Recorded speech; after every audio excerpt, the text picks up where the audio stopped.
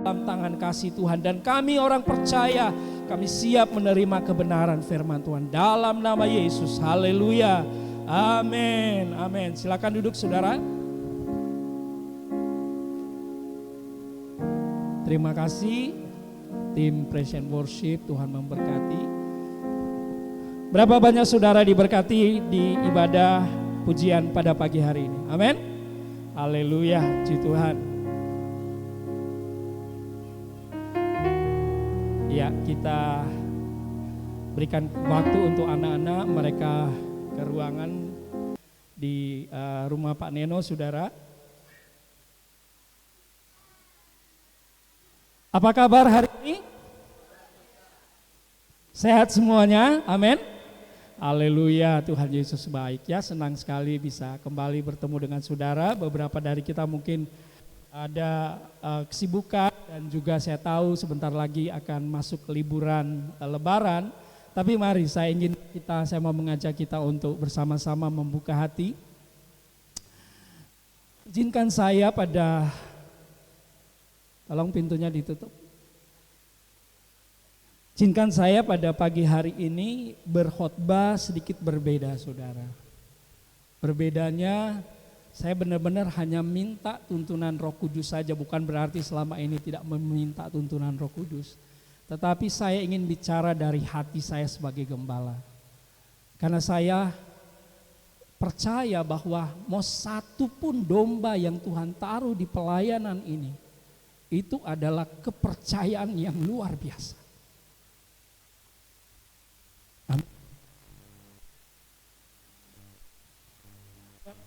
Ini dikatakan bahwa seorang gembala adalah pemelihara jiwa, saudara. Yang menjaga, yang memelihara, yang diberikan tugas oleh Tuhan untuk memastikan, bukan memastikan, tetapi membantu, menolong agar supaya setiap jemaat Tuhan sungguh-sungguh boleh mengalami setiap janji Tuhan. Oleh karena itu pagi hari ini seperti saya katakan tadi, saya ingin apa yang saya sampaikan ini saudara tidak dengar sebagai pengetahuan atau sebagai informasi, tetapi apa yang Tuhan taruh di hati saya ingin bagikan juga kepada saudara. Sehingga saya mungkin akan sedikit berinteraksi atau kayak kita ngobrol, saudara. Ya gimana sih orang ngobrol, kita berbicara. Ya kan, bisa tanya jawab, bisa berdiskusi, bisa menanyakan sesuatu. Saya bersyukur oleh anugerah Tuhan sampai hari ini diberikan kesehatan, kekuatan oleh Tuhan untuk melayani saudara. Dan dalam perenungan saya, sebenarnya boleh dibilang 1 bulan terakhir ini saya sedang berkontemplasi, saudara. 2 minggu terakhir lebih kencang lagi kontemplasi saya secara pribadi. Dan saya yakin bahwa kalau gereja ini masih berdiri sampai hari ini, itu bukan karena kuat dan gagah atau kehebatan kepintaran manusia, tetapi pasti ada tujuan dan rencana Tuhan. Amin. Dan bukan manusia yang melakukannya, tetapi Tuhan yang melakukan di dalam kita. Tadi saya awali, saya katakan izinkan saya berbagi apa yang Tuhan taruh di hati saya. Sehingga ada beberapa pertanyaan keluar, saudara, di dalam pikiran saya dan saya ingin tanyakan kepada saudara. Sebagai jemaat Tuhan, ya Bapak Ibu semua, halo, apa kabar semua, baik? Senyum kiri, senyum kanan, saudara, supaya enggak tegang ya, haleluya. Saudara diberkati tadi pujian, ya kita memuji Tuhan, ya saya diberkati saudara. Apakah saudara merasa, ya di sini boleh menjawab 1 orang, di sini boleh menjawab 1 orang. Menurut saudara selama ini pengetahuan sepengetahuan saudara, apakah saudara merasa bahwa gereja itu sebagai komunitas rohani yang sangat diperlukan? Gereja, apakah saudara merasa itu sangat diperlukan atau ya biasa-biasa saja? Kira-kira teman-teman di sebelah sini mau jawab gimana? Gimana Pak? Sangat diperlukan enggak sebuah gereja itu? Amin. sangat diperlukan. Komunitas gereja itu tentu tidak semata-mata ada begitu saja, tetapi saya percaya ada rencana Tuhan di dalam. Amin. Terima kasih untuk jawabannya. Berarti kalau kita menjawab sangat perlu, saya yakin kita masih punya harapan, ada sesuatu yang Tuhan bisa lakukan di tengah-tengah kita. Tapi kalau kita sudah berkata ya perlu nggak perlulah. Kalau gedungnya bagus ya saya perlu. Kalau biasa-biasa saja kayaknya nggak diperlukan. Tetapi saya yakin kita semua percaya dan merasa perlu bahwa gereja itu harus ada. Amin. Pertanyaan kedua saya, apakah saudara percaya bahwa Tuhan pasti punya rencana untuk gereja ini? Amin. Sebelah sini, apakah saudara percaya enggak Tuhan punya rencana untuk gereja kecil ini yang namanya FCC, dulu CWS. Sekarang kita lebih mengenalnya dengan FCC karena kita gereja otonom, memang kita sinodenya CWS atau GPPK, tetapi Tuhan memberikan nama ini kepada kita sebagai keluarga Kristus. Jadi pertanyaannya, saudara percaya enggak pasti ada tujuan Tuhan untuk gereja kecil ini? Amin, terima kasih. Pertanyaan yang ketiga, jika saudara yakin bahwa Tuhan punya tujuan yang baik untuk gereja ini, kalau saudara yakin, maukah saudara bersama-sama? Amin. Saudara, kalau kita sama-sama ingin mengalami sesuatu yang memang Tuhan berikan kepada gereja ini, Tuhan tidak butuh banyak orang. Tuhan tidak butuh orang-orang yang mungkin dipandang hebat di luar sana, tidak. Tuhan tidak butuh hal-hal yang spektakuler, tidak. Tetapi yang Tuhan butuh adalah yang saya sebut pagi hari ini, pemercaya sejati. The true believers. Atau orang-orang yang sungguh-sungguh percaya.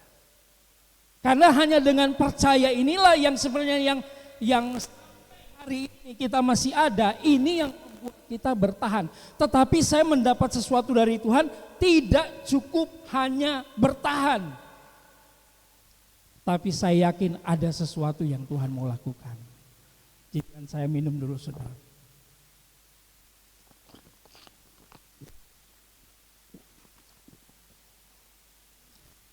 Sebelum saya bagikan isi hati saya ingin memberikan beberapa hal yang apa arti pemercaya sejati itu. The true believers itu, mereka artinya mereka tidak sekedar menyandang identitas orang Kristen. Kita semua orang Kristen, amin? Amin. Saya orang Kristen, Anda juga sama orang Kristen. Kita semua orang Kristen, tapi tidak hanya cukup itu atau hanya satu anggota gereja. Gereja apa saja, sebut saja saudara. Bukan itu yang dimaksudkan dengan pemercaya sejati, bukan sekedar identitasnya Kristen atau anggota gereja. Tapi saudara dengar, dalam hati, dalam jiwa, dalam pikiran dan perbuatan mereka, tidak ada keraguan sedikit pun. Tidak ada keraguan sedikit pun untuk percaya dan melakukan apa yang firman Kristus katakan. Jadi yang dimaksudkan dengan pemercaya sejati adalah dia tidak sekedar anggota gereja, tidak sekedar punya KTP Kristen, tetapi dia hati, pikiran, dan jiwanya tidak ada sedikit keraguan tentang apa yang Tuhan katakan dalam firman Kristus. Kenapa saya katakan firman Kristus? Karena hanya firman Kristus yang bisa tumbuh. Amin. Saudara boleh membaca seluruh Alkitab ini, tapi belum tentu saudara mendapatkan kekuatan. Karena juga sebagian Alkitab memang berbicara tentang sejarah, bahkan ada perang dan sebagainya. Tetapi kalau saudara melihat firman Kristus, mendengar firman Kristus itu intinya apa? Saya mau beritahu, firman Kristus intinya berbicara tentang apa yang baik yang Yesus lakukan, perbuat untuk saudara dan saya. Itu namanya firman Kristus. Karena kalau kita mau tahu firman Kristus seperti apa, lihat apa yang Yesus lakukan. Karena apa yang Yesus lakukan itu yang dia katakan. Apa yang dia katakan itu yang dia lakukan. Dan dia hidup bersama-sama dengan murid-murid, paling tidak diperlihatkan 3,5 tahun dia bersama-sama dengan murid-murid. Yang dia lakukan adalah hidupnya menjadi berkat. Hidupnya penuh dengan kasih. Hidupnya berarti berdampak bagi orang lain. Dan mujizat banyak terjadi. Katakan mujizat banyak terjadi. Nah, kita sebagai pemercaya sejati, kita jangan ada sedikit pun keraguan tentang firman Kristus. Karena Yesus sendiri memberikan satu statement dia. Di Yohanes 10 ayat 10 saudara, Yesus berkata demikian, iblis datang hanya untuk mencuri, membunuh, dan membinasakan. Sudah berapa banyak orang Kristen yang dicuri dan dibunuh. Dia nggak bisa membinasakan kita. Dengan kata lain, dia nggak bisa menarik kita masuk ke neraka, nggak bisa. Asal Anda di dalam Kristus nggak bisa, tetapi kita mengalami babak belur dalam kehidupan kita. Kita bisa dicuri, kita bisa dibunuh. Apa yang dibunuh? Mungkin saudara nggak mati secara jasmani, tetapi hal-hal tertentu secara rohani saudara nggak bisa merasakan lagi kerinduan, kelaparan, kehausan akan kebenaran. Tapi Anda orang Kristen, dia berusaha membunuh sense satu rasa atau satu hal yang membuat kita harusnya kita selalu untuk datang kepada Tuhan. Itu yang iblis lakukan. Tetapi Yesus berkebalikan, katakan berkebalikan. Artinya berlawanan. Yesus berkata, tapi aku datang supaya mereka mempunyai hidup. Sosok, katakan bersama-sama, sosok. Inilah kehidupan kita. Sosok inilah yang Tuhan berikan. Dan memberikannya dalam segala kelimpahan. Itulah firman Kristus. Jadi pemercaya sejati, sekali lagi saya ulang saudara, supaya paling tidak kita ingat satu hal ini, yaitu dalam pikiran, jiwa, hatinya tidak ada sedikit pun keraguan tentang perkataan Yesus sendiri. Amin. Nggak ada keraguan. Ketika Yesus berkata bahwa dialah damai sejahtera, bahwa dia sanggup menyembuhkan saudara, bahwa dia sanggup memulihkan saudara, saudara enggak mikir-mikir, jadi enggak ya Tuhan pulihkan saya, jadi enggak ya Tuhan berkati saya. Saudara percaya bahwa itu sudah dilakukan oleh Yesus. Bahkan sebelum kita menerimanya, dia sudah lakukan di kayu salib. Amin.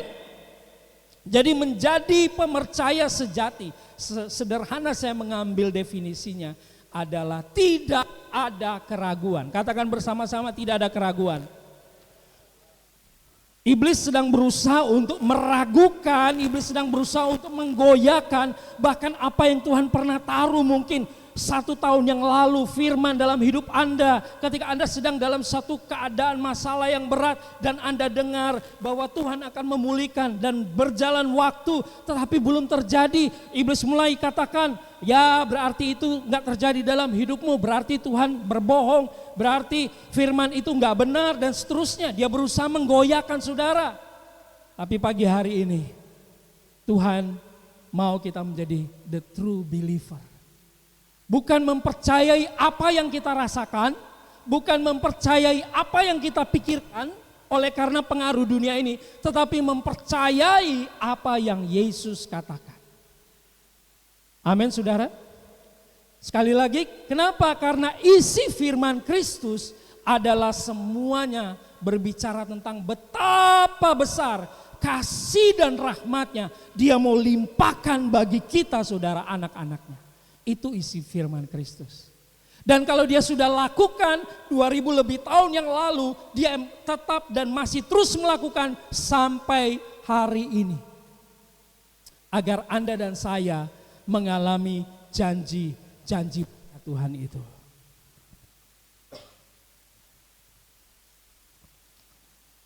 Ada beberapa ciri utama seorang pemercaya sejati dalam Kristus. Yang pertama adalah dia berorientasi pada karya salib Yesus Kristus. Itu orientasinya.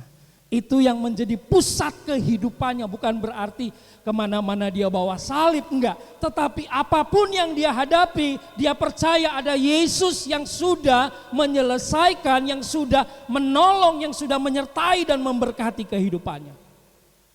Dan terlebih yang sudah menyelamatkan hidupnya. Amin. Efesus 2 ayat 8 dan 9, kembali kita diingatkan dengan ayat ini. Ayat menjadi dasar kenapa kita bergereja. Ayat menjadi dasar kenapa kita disebut orang Kristen. Karena kita sudah menerima anugerah kasih karunia Tuhan. Mari kita baca bersama-sama. 2, 3. Sebab karena kasih karunia kamu diselamatkan oleh iman. Itu bukan hasil usahamu tetapi pemberian Allah. Ayat 9. Bukan hasil pekerjaanmu, jangan ada orang yang memegahkan diri.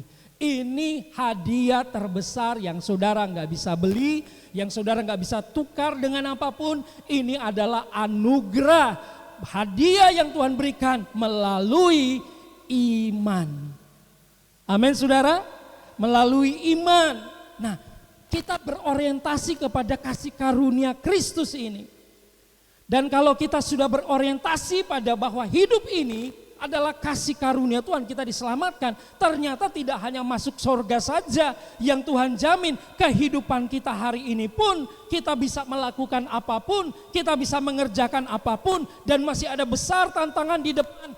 Percaya Tuhan yang melakukan untuk saudara dan saya. Paulus kalau saudara boleh melihat, dia bisa menulis 2/3 perjanjian baru. Dia mengalami sesuatu yang luar biasa. Ada saat di mana Tuhan pakai dia dengan dahsyat, tetapi saat juga di mana dia dalam masa-masa yang sulit. Tetapi dia bisa melewati semuanya itu, bahkan di penjara dia masih bisa menuliskan beberapa surat yang luar biasa. Tetapi dia berkata begini, kesanggupan kami adalah pekerjaan Allah. Amin. Bapak Ibu Saudara, kita semua pasti Tuhan punya, pasti secara pribadi Tuhan sudah memberkati kita, Tuhan punya tujuan, semua yang kita bisa kerjakan. Apapun profesi saudara, apapun posisi saudara, termasuk saya sebagai seorang pastor atau gembala di tempat ini. Saya merasa bahwa semuanya bisa saya lewati, atau saudara kerjakan, atau saudara capai. Saudara, kalau saudara berorientasi pada karya salib Kristus, saudara akan berkata, itu bukan saya, tetapi Kristus yang melakukan di dalam saya. Dan banyak benefit kalau saudara selalu berpikir seperti itu. Kenapa? Saudara tidak akan dapat diintimidasi oleh serangan dari si jahat, kekhawatiran, teror, intimidasi, dan banyak hal saudara. Kebimbangan, kecemasan, keraguan orang yang melihat salib sebagai orientasi kehidupannya, bahwa Yesus sudah menang atas kehidupannya dan Yesus memberi kemenangan kepada kita, maka kita akan menjadi orang yang, saya percaya kita bebas stres saudara. Amin. Kenapa kita bebas stres? Karena ketika ada tantangan, kita bukan mau lempar tanggung jawab, oh Tuhan Yesus yang hadapi, tidak, masih kita yang hadapi. Tetapi kita percaya janji Tuhan berkata bahwa aku menyertai kamu. Amin. Bahwa aku Immanuel menyertai kamu. Dan bahkan ketika kita mungkin secara lahiriah, secara fisik, bahkan secara mental, emosi kita capek, kita lelah. Siapa yang gak pernah mengalami itu? Saya mengalami itu saudara sebagai seorang gembala di gereja ini. Saya pernah mengalami Dan sebenarnya di 2-3 minggu terakhir saya mengalami hal itu. Dalam arti sepertinya berat sekali. Tetapi disitulah saya melihat bahwa ternyata janji Tuhan itu ya dan amin. Marilah kepadaku hai kamu yang berbeban berat, letih lesu, aku akan memberikan kelegaan. Masalahnya Anda lebih percaya pada dirimu atau percaya kepada janji Tuhan. Ketika ada sakit penyakit yang kita alami, kita lebih fokus pada sakit kita lebih fokus pada keadaan kita. Di situ iblis biasanya lebih gampang memanipulasi dan membuat akhirnya kita tidak melihat dan mengalami apa yang Tuhan janjikan. Ciri orang yang percaya, pemercaya sejati adalah berorientasi pada salib Kristus. Ibrani 12 ayat 2 berkata, pandanglah kepada Kristus. Katakan pandanglah pada Kristus. Apa yang kita pandang? Yang kita pandang adalah Yesus, saudara. Saat Anda memandang Yesus di dalam pengorbanannya dikatakan, marilah kita melakukannya dengan apa? Mata yang tertuju. Kita yang memang melakukan, tetapi mata kita tertuju kepada salib, kepada Yesus. Dan tanpa Anda sadar ternyata banyak hal yang bisa Anda hadapi, Anda lewati, Anda kerjakan dan selesai. Kok bisa? Padahal tantangannya besar karena Anda tidak melakukan seorang diri. Itu berorientasi pada karya salib Kristus. Dan ciri utama seorang pemercaya sejati sudah pasti dia hidup oleh iman. Hidup oleh apa saudara? Iman. Saya mau mengambil keputusan 2 minggu lalu, Tuhan saya nggak mau hidup lagi dengan apa yang saya lihat. Dengan kata lain bukan berarti saya tutup mata. Saya melihat gereja ini secara manusia, aduh berat. Tetapi Tuhan bilang enggak, jangan lihat. Jangan lihat itu, tetapi lihat janji Tuhan. Amin. Lihat janji Tuhan. Dan lebih lagi Tuhan ingatkan saya, kamu adalah penjaga jiwa. Wow. Dan Tuhan katakan, kalau kamu percaya, satu jiwa pun yang Tuhan percayakan engkau layani, aku bisa melakukan sesuatu yang besar dalam kehidupanmu. Dengan kata lain, kalau saya melihat bahwa ini adalah sesuatu yang Tuhan percayakan dan 1 atau 2 jiwa ini menangkap pesan Tuhan, saya yakin Tuhan bisa lakukan bahkan lebih dahsyat dari apa yang kita doakan, saudara. Hidup oleh iman. Ya, awal tahun Tuhan berbicara atau melalui firman, melalui mimbar ini firman Tuhan banyak disampaikan tentang iman adalah assurance, jaminan untuk kita semuanya. Semua yang kita butuhkan ada di iman kita. Iman di dalam Yesus, katakan amin. Iblis merencanakan ribuan mungkin keadaan buruk, sulit, sakit, penyakit. Tapi Tuhan menyediakan semua cara untuk mengatasi semuanya itu. Amin. Bagian saudara hanya datang dan membuka diri. Pastor ini Apitulai tepat sebulan yang lalu, 23 Februari, saya diberkati, dia berkata, iman itu seperti sebuah wadah. Seperti sebuah apa? Wadah, baskom saudara. Saudara kalau mau datang ke pasar bawa wadah supaya saudara bisa bawa pulang semua yang saudara butuhkan. Amin. Tapi kalau kita datang nggak bawa apa-apa, ya karena pemikiran kita ya paling gitu-gitu aja ibadahnya, paling khotbahnya begitu-begitu aja, ya paling pujiannya begitu-begitu aja. Nggak heran ketika kita pulang kita juga nggak dapat apa-apa. Tetapi ketika Anda datang bukan karena melihat keadaan yang ada, tetapi Anda melihat apa yang Tuhan sediakan, wadah itu saudara buka, saudara pulang tidak dipengaruhi oleh musik, tidak dipengaruhi oleh apapun, tetapi iman saudara mengalami janji yang Tuhan sediakan. Amin. Itulah hidup oleh iman. Di dalam 1 Korintus 13 ayat 13 dikatakan 3 hal. Iman, mari kita baca. Demikianlah tinggal ketiga hal ini. Ada 3 hal. Iman, pengharapan, dan kasih. Dan yang paling besar diantaranya ialah kasih. Hidup menjadi awal kita adalah iman. Awal kita adalah percaya. Percaya yang bagaimana? The true believer. Percaya yang tidak ada keraguan. percaya apapun yang terjadi, Yesus tetap menolong saya. Yesus tetap mengasihi saya. Amin saudara. Yesus tetap mencintai saya. Jangan saudara ragukan cinta Tuhan untuk saudara. Jangan pernah berpikir seperti ini ketika Anda kejeduk seperti saya 3-4 minggu lalu saudara jatuh dari motor gitu ya. Aduh kayaknya Tuhan lagi gak sayang sama saya sampai saya jatuh di motor. Saya gak berpikiran begitu, tapi ada orang berpikiran begitu.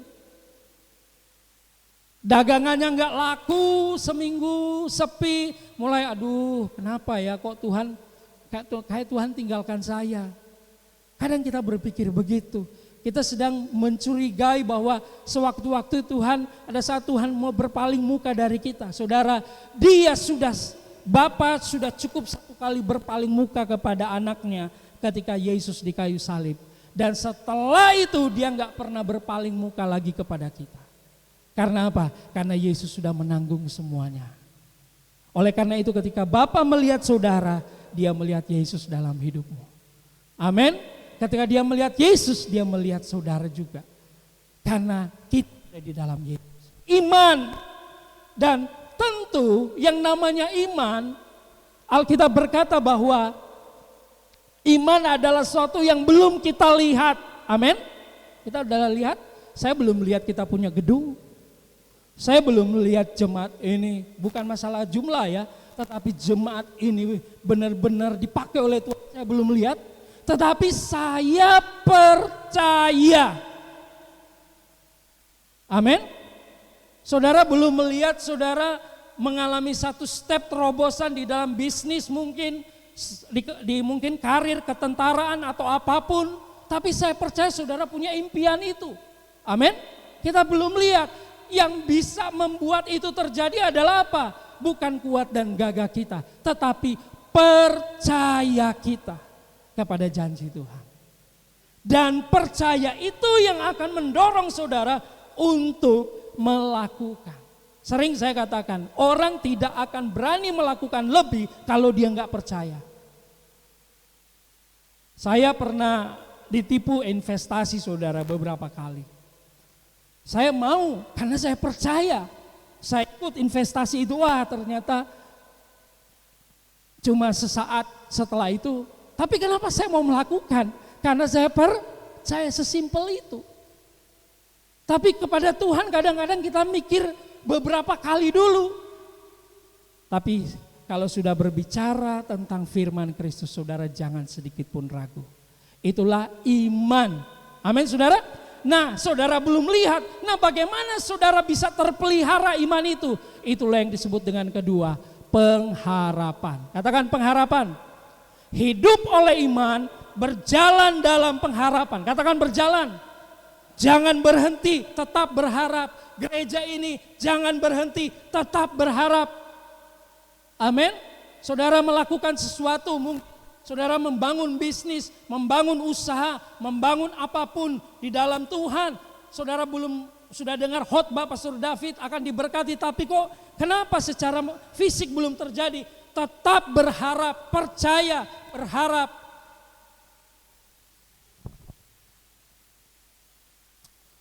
Dan dikatakan iman, pengharapan dan kasih. Berjalan dalam pengharapan dan bertindak dengan kasih. Yang ketiga apa saudara? Kasih. Dan yang paling besar di antaranya ialah kasih. Nah saya mau tarik kata kasih ini dalam gereja, komunitas. Tadi pertanyaan saya di awal adalah berapa banyak saudara setuju bahwa gereja itu penting? Semua setuju? Setuju bahwa gereja itu perlu bersekutu, berkomunitas? Setuju? Amin. Nah gereja itu semua sebesar apapun, sekecil apapun, yang paling penting adalah kasihnya menjadi nyata. Amin. Kasih itu dapat dilihat saudara. Kasih itu dapat dirasakan. Dan kasih itu dapat dialami oleh orang lain. Oleh siapa? Orang lain. Kenapa itu disebut yang paling besar ialah kasih? Because God is love. Amen. Dan bagaimana kita mau melihat itu terjadi? Disinilah titik kontemplasi saya. Dan saya sendiri mengalami, saudara, saya bersama istri saya.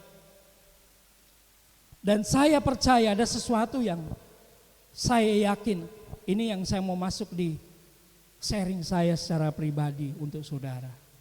Makanya sengaja saya tidak live saudara, saya cuma rekam. Dan saya mau doakan ini apa yang saya sampaikan. Dan saudara sama-sama doakan.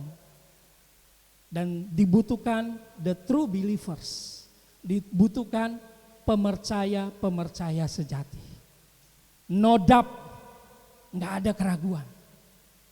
Karena keraguan sekecil apapun itu bisa membuat Anda kecewa. Tapi waktu Anda percaya, Tuhan yang akan melakukan dengan luar biasa. Sekali lagi, yang paling besar diantaranya ialah kasih. Saudara, saya 2 minggu terakhir tiap malam berdoa bagaimana gereja ini supaya dapat dilihat, dirasakan, dan dialami. Bagaimana supaya hidup saya dapat dilihat bukan untuk popularitas, no, tetapi supaya kasih bukan kitanya, bukan manusianya, tetapi kasih itu. Siapa itu kasih itu? Bukan aura kasih ya saudara ya. Kasih itu Yesus. Amin. Supaya orang bisa lihat dan merasakan sesungguhnya dunia ini butuh kasih. Bukan cuma kasih sayang gitu ya, bukan cuma orang diterima, enggak. Tetapi di dalam kasih itu Tuhan, di dalam kasih itu orang bisa melihat, orang bisa merasakan dan dialami secara nyata. Dan saya percaya dan istri saya percaya, sebelum kami meyakinkan orang lain, saya dan istri saya meyakinkan diri kami sendiri dan kami percaya bahwa kasih itu di gereja ini dapat dirasakan oleh orang lain. Dapat dilihat oleh orang lain. Tadi saya katakan secara manusia saya juga merasa berat. Bahkan mungkin kadang datang pemikiran udah saya jadi TikToker sejati aja deh. Jemaatnya banyak saudara kalau di TikTokers gitu. Ya, tiap pagi, tiap malam gitu saya bisa berjumpa dengan mereka, tetapi 3 minggu yang lalu saya masih siaran live, tetapi satu hal yang saya dapat, kasih yang Tuhan mau nyatakan, kasih yang nyata, dan itu dimulai dari jemaat ini. Saudara siap? Amin. Saya sedikit berbagi, masih ada waktu 15 menit saudara. 2005 September 2005 saya tiba di tempat pertama kali 9 September. Mungkin Pak Denny sudah lupa tapi saya masih ingat. Ya, saya sudah share juga waktu di Bentani Hotel. Berarti berapa tahun lalu saudara? 20 tahun lalu. Dan 20 tahun lalu sampai sekarang saya tetap bersyukur karena tadi Tuhan bilang 1 jiwa saja itu engkau mendapat kehormatan, kepercayaan dari Tuhan. Amin. 20 tahun. Nah, tapi ada hal yang menarik sesungguhnya. Beberapa bulan sebelum saya ke Cirebon, saya sangat diberkati dengan satu kebenaran tentang kasih karunia. Itu 2005 September, kurang lebih bulan Juli, karena saya sedang ambil kelas waktu itu, saya mengikuti satu sharing firman Tuhan yang 10 tahun terakhir ini yang terus saya bagikan kepada saudara, yaitu tentang kasih karunia melalui Pastor Joseph Prince. Saat itu saya merasa bahwa ada sesuatu yang menyala di dalam roh saya, tetapi sayangnya gereja saya waktu itu tidak mengizinkan untuk menyampaikannya, sehingga itu hanya dipendam sekian lama saudara. Dan tahun 2010 sesuatu yang saya nggak pernah duga. Saya menghadiri sebuah ibadah, masih juga di gereja yang sama itu. Dan di situ saya mendapat nubuatan dari Tuhan. Teman-teman yang dulu di gereja yang sama pasti masih ingat dulu pernah saya tampilkan sebuah video. Ketika ada seorang hamba Tuhan yang bernubuat. Saya tidak mau mengandalkan nubuat saudara. Tetapi saya 20 tahun terakhir ini saya terus berdoa dan saya percaya ada satu waktu Tuhan menyatakan itu. Tapi bukan masalah jumlahnya. Waktu itu seorang prophet lah boleh dibilang begitu saudara. Dia menubuatkan bahwa Tuhan akan mempercayakan pelayanan kami. Dan saya sangat berbunga-bunga hati saya waktu itu. Wah, luar biasa. Dia mengatakan pertama, dia tanya berapa banyak jemaatmu? Saya bilang 100, memang waktu itu 100 jemaat. Terus pendeta itu bilang, Tuhan akan berikan 1000. Doain, dan baru saya mau pergi tempat duduk saudara, saya dipanggil lagi. Ini kira-kira ada sekitar 2000 orang, bukan jemaat yang cuma sedikit, 2000 orang. Saya dipanggil lagi maju ke depan, terus dia berdoa lagi buat saya. Saya sangat yakin dia katakan orang ini akan dipercayakan Tuhan untuk melayani. Tadi dia bilang 1000, dia bilang 10.000. Saya kaget, takut, didoain jatuh juga saudara. Pulang, tidak terjadi sesuatu. Sampai hari ini tidak terjadi saudara. Tidak terjadi apa-apa. Tahun 2011, saya secara pribadi saya rasa bahwa itu pertama kali saya mendengar suara Tuhan secara audible. Di tempat, di toilet, saya sedang ke toilet dan Tuhan berbicara. Tuhan memanggil sebuah nama, namanya David. Nama asli saya Freddy Walewangko. Tapi Tuhan memanggil saya dengan nama yang bukan Freddy tetapi David. Saya cek di toilet itu, nggak ada orang saudara. Tapi nama itu begitu kuat. Dan itu 2011 saya mengikuti sebuah acara di Solo saudara. Dan sepanjang 1 minggu di Solo itu saya dilawat Tuhan. Dan di situ saya tahu bahwa arti David itu yang sangat dikasihi Tuhan. Saya menangis setiap malam, dan saya katakan kepada jemaat di gereja itu dulu, saya katakan percaya bahwa ada sesuatu yang Tuhan mau lakukan. Saya sudah kasih sign, saya sudah kasih macam clue bahwa ayo siapkan diri, ayo lakukan sesuatu. Dan saya pulang saudara dan benar terjadi. Anda bisa, berapa dari saudara masih ingat ya? Kita berpuasa 40 hari, rasanya ada gairah yang luar biasa. Betul Pak Denny ya? Tiap hari kita berpuasa seperti itu. Ada sesuatu.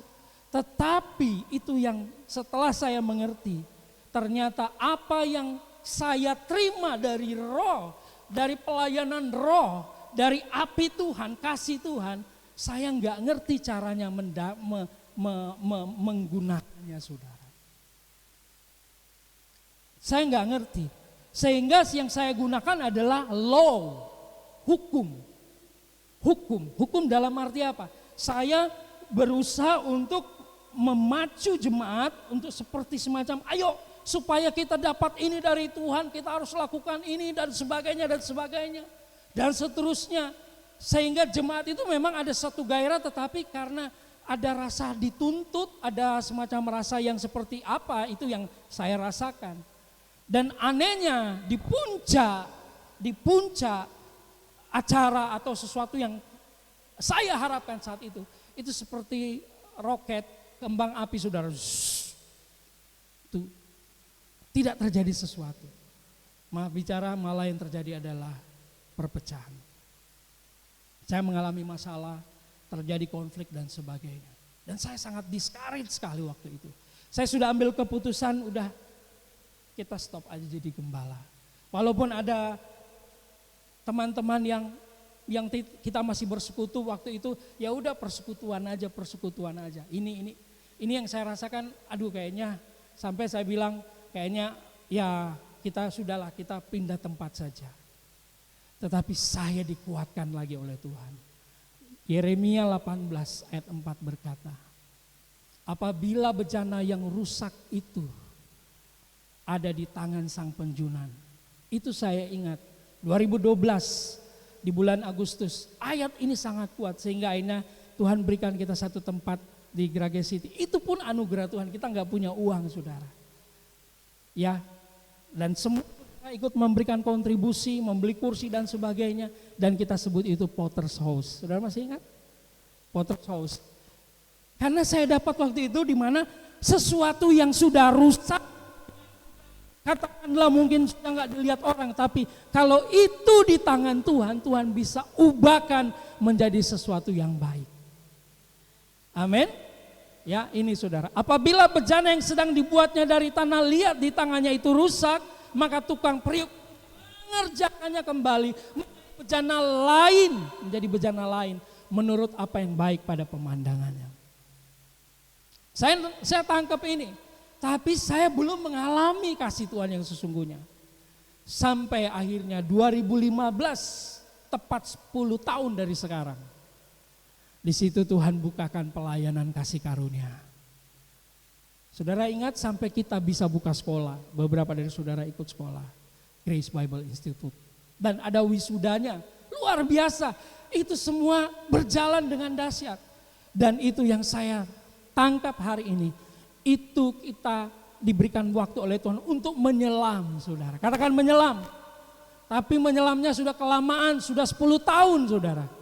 Kita belum muncul-muncul. Kita sudah menikmati. Saya mau tanya pada saudara, berapa banyak saudara diberkati dengan khotbah firman tentang kasih karunia? Amin. Berapa banyak saudara merasa tidak dituduh lagi oleh iblis karena dosa Anda masa lalu? Amin. Anda rasakan? Amin. Ya. Bahkan waktu Anda melihat orang meninggal, Anda nggak ada ketakutan untuk kalau satu waktu saudara meninggal. Kenapa? Karena kasih karunia Tuhan. Amin. Ini membuat kita kuat. Tetapi apakah cuma sampai di situ? Tahun 2025, 10 dari sekarang. Saya cuma percaya ada waktu Tuhan, bukan waktu saya. Tetapi saya mau bergerak dari sekarang. Saya mau menjadi percaya apa yang Tuhan janjikan. Dan saya alami sendiri sudah. Saya ingat 2007, Tuhan mau menggerakkan sebuah pelayanan kesembuhan di gereja kita. Dan waktu itu kita sudah siap, mau adakan di gedung Gracia, tetapi karena kondisi dan keadaan yang memaksa kita nggak jadi. Ingat, dan akhirnya kita bikin di Grage Hotel. Itulah akhirnya Ibu Sokwa dan keluarganya datang di gereja kita. Pertama kali, ya Bu ya. Dan di situ ada, walaupun gak banyak, tapi ada mujizat-mujizat terjadi ketika orang datang, orang sakit datang. Salah satu Ibu Rina mengalaminya. Amin ya Bu ya, waktu itu. Ibu Rina Srilanti maksud saya ya, karena ada 2 ibu. Ya, waktu di hotel. Nah saudara, apa yang poin saya mau sampaikan? Saya dapat satu hal ini dari Tuhan. Bahwa ada biji benih yang Tuhan tabur di tengah-tengah pelayanan kita. Dan biji benih itu adalah berbicara tentang kasih karunia dan pelayanan di mana kasih dapat dilihat, dirasakan oleh orang lain, yaitu kesembuhan. Saudara, berapa hari lalu saya di Tasik, saya sakit keras. Saya sebenarnya waktu pagi itu hari Selasa ya kita memang sudah harus berangkat, tapi badan saya sakit tetapi harus berangkat. Tapi sebelumnya saya sudah belajar 2 minggu terakhir, saya belajar terus tentang kesembuhan. Saya dapatkan bahwa kesembuhan itu benar ada dan harus terjadi.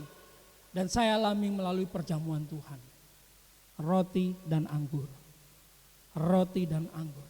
Bagaimana itu terjadi dalam hidup saya. Sampai di Tasik itu saya udah lemes. Semuanya sampai keluarga dari istri saya tanya, lagi sakit ya? Iya. Pas acara penghiburan saya masuk ke mobil, saya merasa badan saya benar-benar lemas, pokoknya seperti enggak enak sekali saudara. Tetapi saat itu, ini mungkin sederhana bagi saudara, tapi bagi saya luar biasa. Badan saya panas, ini saya enggak bisa nelan, semuanya sakit. Tapi waktu itu saya cuma ambil roti dan anggur perjamuan. Panjang kalau saya akan menjelaskan nanti dalam seri-seri khotbah berikutnya, saudara kita akan melihat bagaimana cara Tuhan menyembuhkan. Saya cuma terima, saya makan, saat itu saya makan roti.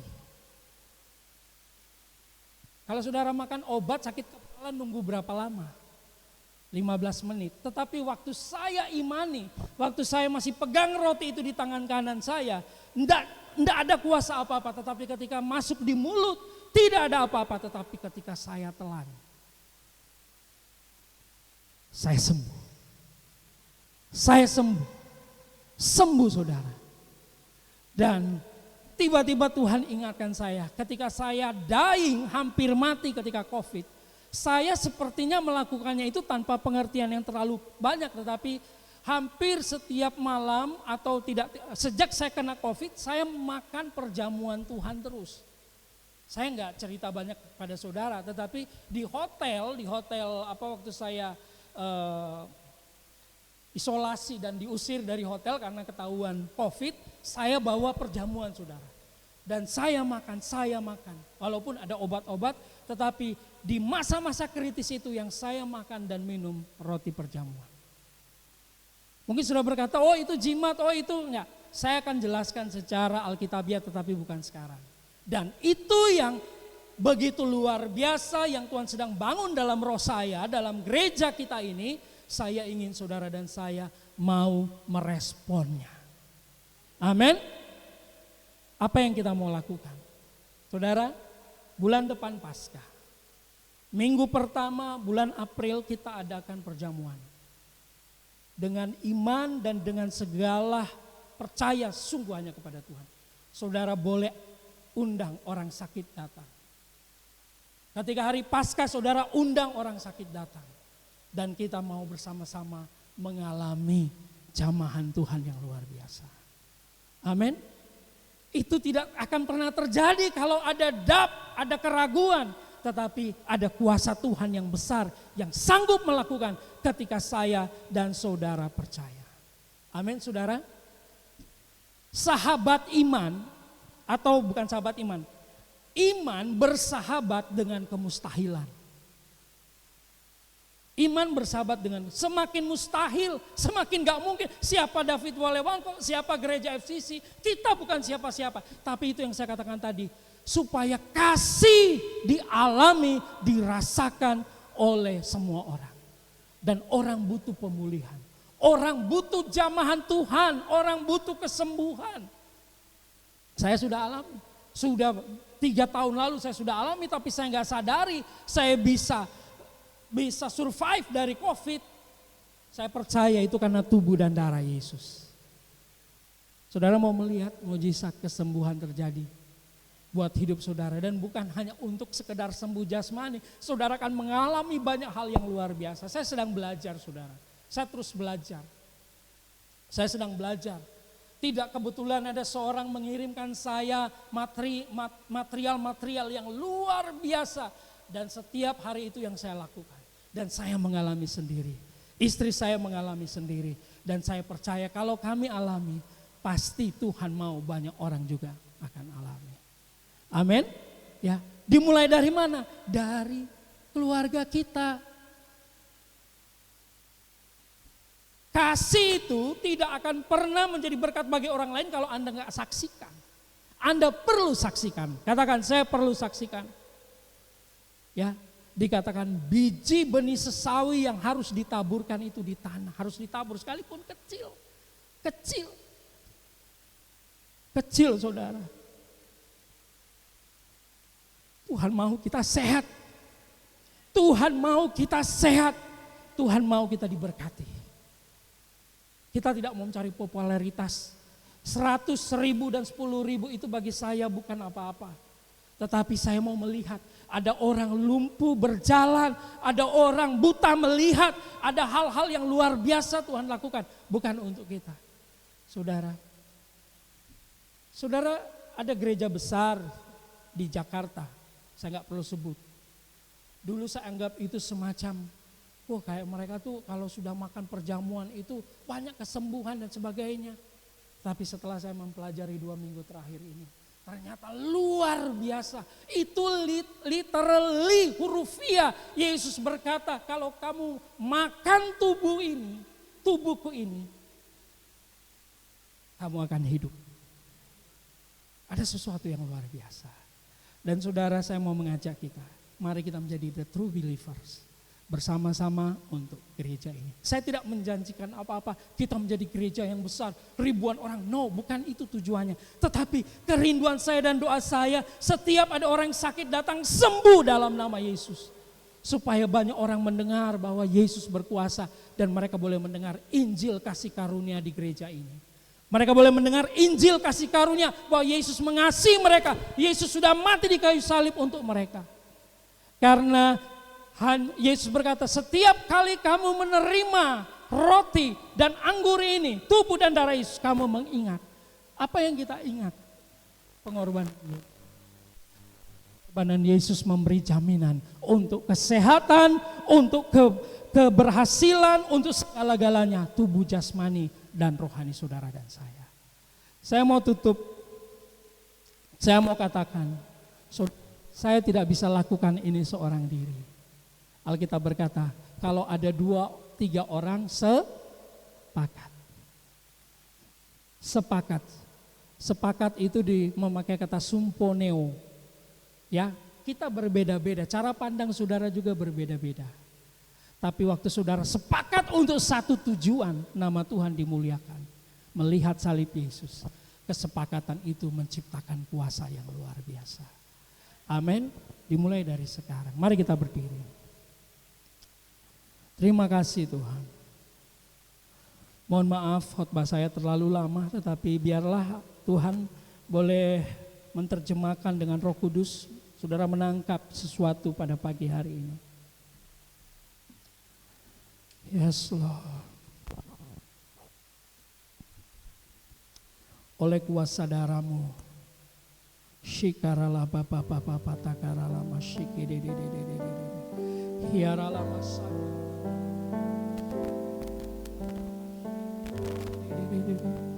Haleluya, haleluya, haleluya. Hiaralama Santa Karada Basheke. Jesus, haleluya. Mari saudara, kita mulai fokus hanya kepada salib Yesus. Oleh kuasa darahnya, janjinya, semua berkat-berkat itu disediakan untuk saudara pribadi, untuk keluargamu, untuk kehidupanmu, untuk kebersamaan gereja ini. Saya percaya Tuhan, terima kasih. Kami tetap bersyukur untuk 20 tahun Tuhan. Benih yang tidak ada apa-apanya, sebuah benih yang Tuhan sudah tabur, yaitu firman Tuhan.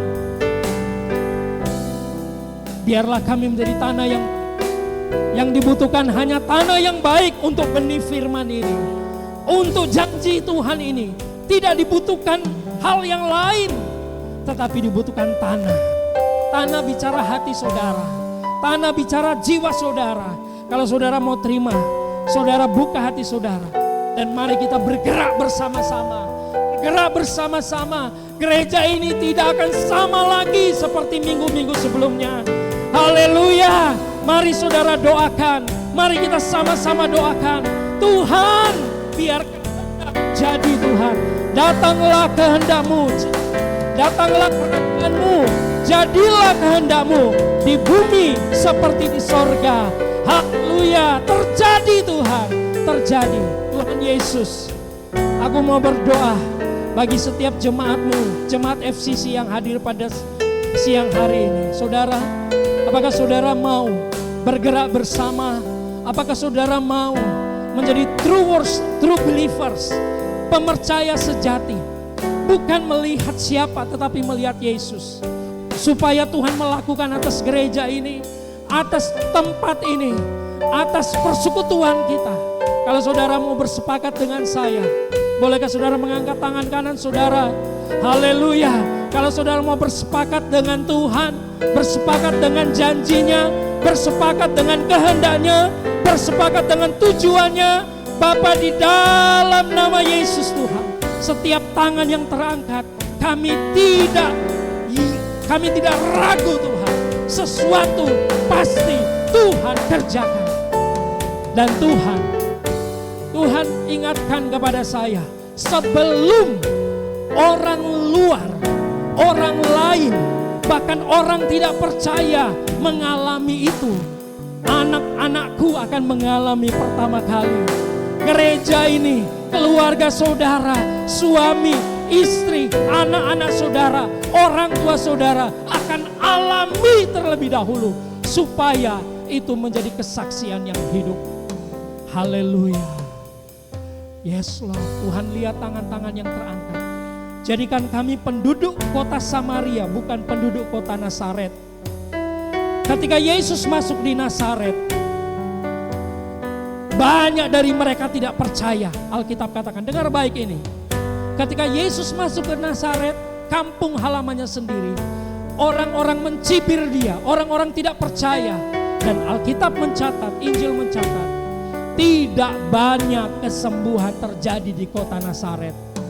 Tapi ketika Tuhan berada di kota yang lain, di Samaria, dimulai dari seorang ibu di sumur Yakub, satu ibu ini mengalami pemulihan jamahan Tuhan, dan satu kota mereka percaya kepada Yesus. Haleluya. Mari kita mau menjadi orang-orang yang mau percaya. Bapa, di dalam nama Yesus, sekali lagi aku berdoa, di tengah-tengah ibadah ini kami boleh alami mujizat Tuhan dalam nama Yesus. Mari kita beri tepuk tangan bagi Yesus. Haleluya. Yes. Tuhan, terima kasih. Bahkan pada siang hari ini, yang sakit sudah sembuh dalam nama Yesus. Sembuh dalam nama Yesus. Haleluya. Terima kasih untuk talenta, gift yang Tuhan berikan bagi kami gerejamu Tuhan. Bagi kami anak-Mu, hamba-Mu Tuhan. Pakai sesuai dengan kehendak-Mu Tuhan. Terima kasih Bapa. Terima kasih buat firman. Dalam nama Yesus, saudara dan saya yang sudah diberkati, mari sama-sama katakan amin.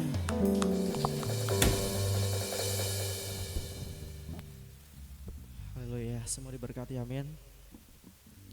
Mari kita, orang-orang yang sudah diberkati, mari kita memberkati gereja kita. Haleluya.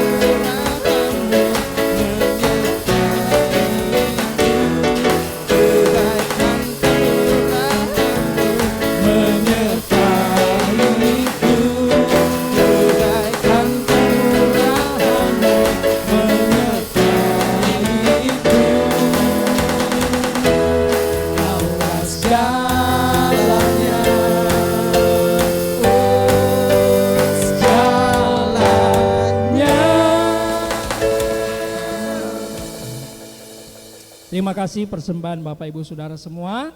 Dan sebelum kita akhiri pengumuman saudara, doakan minggu berjalan ini. Memang waktu Selasa kemarin kita tidak ada doa, tapi minggu ini kita ada doa. Dan sebenarnya saya juga merindukan barangkali di rumah jemaat ada yang ingin misalnya hari Selasa, jadi kita bisa juga mengadakan doa di mana saja saudara ya. Dan kita perlu perkuat doa keluarga gitu ya, untuk kita melihat sesuatu yang Tuhan lakukan. Dan saya percaya beberapa dari saudara nanti akan mungkin libur lebaran ya. Kita berdoa Tuhan berkati semua rencana cuti dan sebagainya.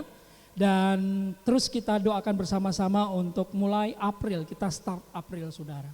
Apa yang saya sampaikan tadi, kita mulai di minggu pertama. Mari kita bangun roh kita ekspektasi yang besar, bukan dengan kuat dan gagah kita, tapi kita doakan. Paling tidak sisipkan doa, kegerakan, kesembuhan terjadi mulai di awal April Paskah dan seterusnya di tengah-tengah pelayanan kita. Amin. Ya, kita doakan itu terus saudara.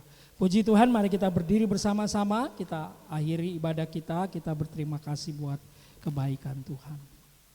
Haleluya, terima kasih. Haleluya, terima kasih Tuhan. Amin. Saya boleh minta sahabat saya, Pak Denny boleh mengucap syukur buat ibadah kita, firman yang kita sudah terima. Nanti saya akan tutup dalam doa berkat.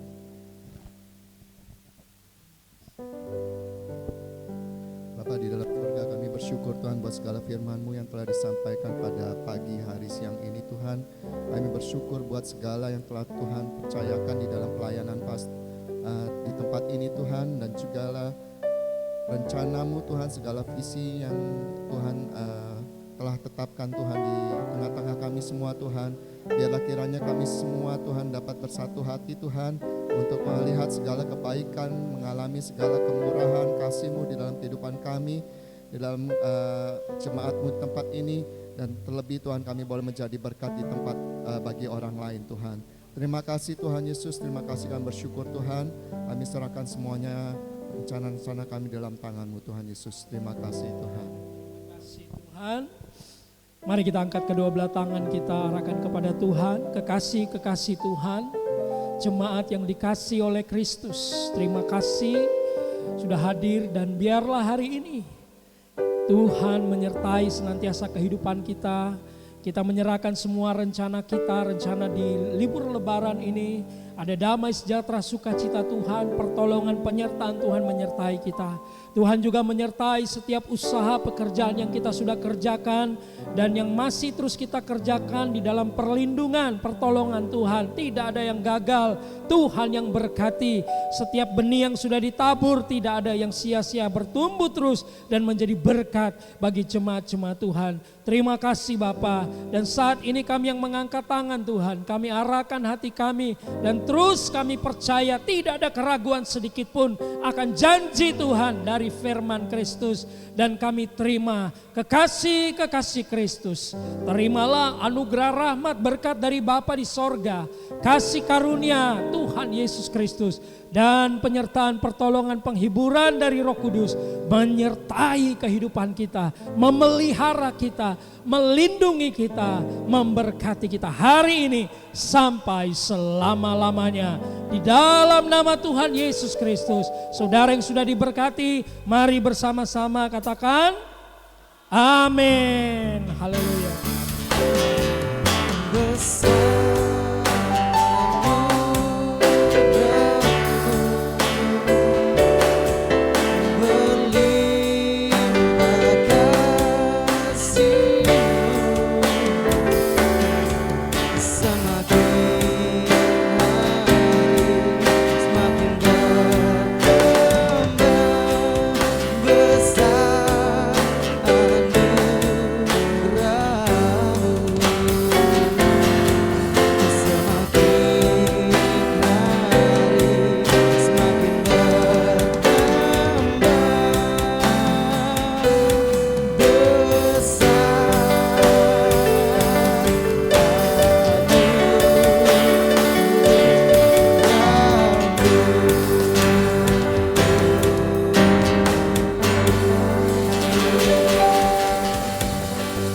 Selamat berhari Minggu dan Tuhan Yesus